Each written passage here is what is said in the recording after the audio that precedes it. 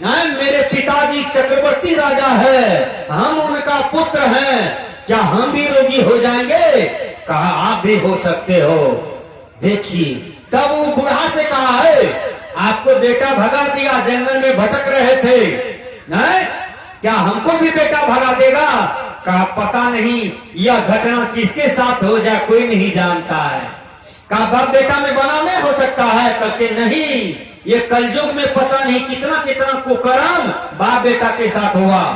कहा हमसे भी हो सकता है, हमारे बेटा में भी ऐसा हो सकता है। कहा हो सकता है। कहा तब मुर्दा से थोड़ा बात करें, मुर्दा को जगाना चाहा बुद्ध। तो दो चार आदमी जो था कहा नहीं नहीं जगने वाला नहीं है, इसमें जो बोलता पुरुष था मर गया। कहा कहां गया? बुद्ध ने पूछा उस आदमी से कि जो बोल रहा था, सुन रहा था, देख रहा था, समझ रहा था, वो कहां गया? कहा हम लोग को नहीं है पता वो कहां गया है? कहा नहीं है पता, आप लोग नहीं जानते हो? कहा नहीं जानते हैं वो कहां गया।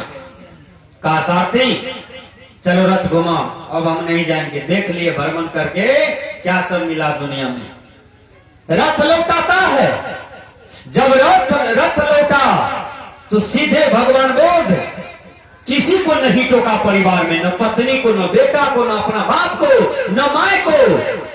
भगवान बुद्ध किसी को नहीं टोकते हैं। सीधा रूम में गया और चौकी पर बैठ गया। दिमाग में लेता है आदमी रोगी हो जाता है, आदमी बूढ़ा होता है, आदमी मर जाता है। दिमाग में लिया भगवान बुद्ध ने और यह तीन चीज पर विचार करता है। विचार करते करते करते 12 बजे रात में पत्नी सो रही थी, पुत्र सो रहा था। 12 बजे रात में 17 बार गेट पार किया। अब मोह घेरता था, फिर चलाता था पत्नी के पास, बेटा के पास, चुम्मा ले फिर बैठ जाए। 17 बार भगवान बुद्ध को मोह घेरा। 18वां बार में जो केवारी टपा, देख लिया एक बार उलट करके बेटा को, पत्नी को, महल अटारी को, बस सीधा चला, जो चलते रह गया। लौट करके कभी भगवान बुद्ध घर नहीं गया और भ्रमण करते करते कहीं ज्ञान प्राप्त नहीं हुआ। संसार में उसको ठोकर लगते लगते बोध गया बिहार की धरती पर, पीपल के वृक्ष के पास ध्यान में बैठ गया। वहीं पर भगवान बुद्ध को आत्मज्ञान शुरू हो गया। जब आत्मज्ञान हो जाता है तब भगवान बुद्ध बुद्धत्व को प्राप्त कर लिया, पूर्ण हो गया। वह परम पुरुष पर ब्रह्म आत्मा को जान गया और उसी के उद्धार के लिए भगवान बुद्ध साधना करने लगे, ध्यान करने लगे और अपने जीवन को कल्याण कर लिया।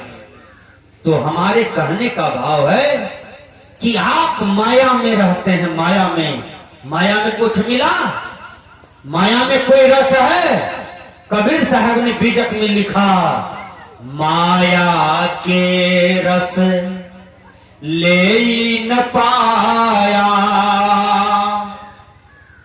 माया के रस ले न पाया, अंत हाथ मल मल पछताया।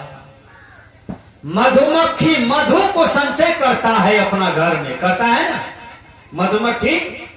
एक आदमी जाता है छुरी लेकर के धुआं करता है, युक्ति से सारा मधु को चुरा लेता है, घर भी उजाड़ देता है। मधुमक्खी बेचारा रो रो करके वहां से भागना पड़ता है।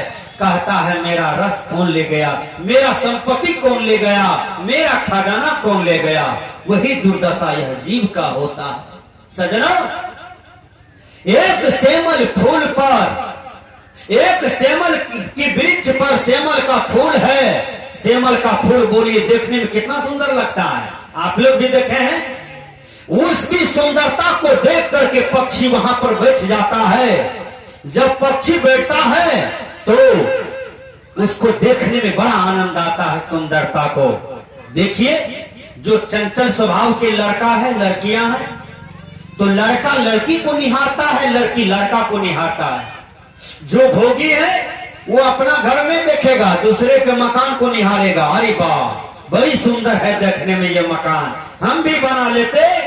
अब रात दिन उसी का सपना देख रहा है कि इतना सुंदर मकान, इतना सुंदर पलंग है, इतना सुंदर तोशक तकिया है, इतना सुंदर रूम है, खिड़की के बारी है। अब रात दिन सपना में वही देख रहा है, क्योंकि वह भोग का चिंतन कर रहा है ना, वह विषय का चिंतन कर रहा है ना, इसलिए दुखी है।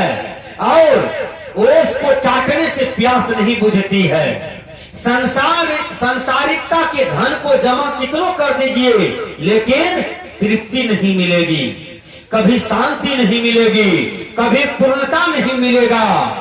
विचार कीजिए, सदगुरु कबीर कहते हैं यदि तृप्ति चाहते हो, अपने आप को पूर्ण होना चाहते हो, तो योग में लौटो, राम में लौटो, ध्यान में लौटो, आत्मा की तरफ लौटो।